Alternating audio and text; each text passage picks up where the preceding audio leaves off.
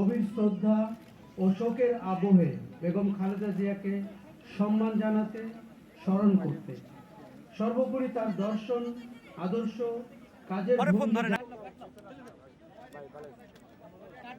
সম্মানিত সুধী, আমি আশরাফ কায়সার,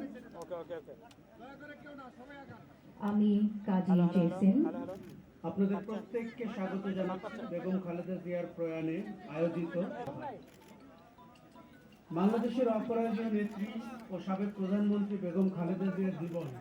ও অবদানের প্রতি সম্মান জানান তার স্ত্রী জুবাইদা রহমান এবং তার কন্যা জাইমা রহমান, কিন্তু তারা কিন্তু ইতিমধ্যেই এই মুহূর্তে সে এই জিয়া পরিবারের সদস্য বিএনপির চেয়ারম্যান জনাব তারেক রহমান এবং জিয়া পরিবারের অন্য সদস্যদেরকে আমরা দেখতে পাচ্ছি। অবসরপ্রাপ্ত প্রধান বিচারপতি সৈয়দ জেআর মুদাসসির হোসেনের সভাপতিত্বে আয়োজিত এই শোক সভায়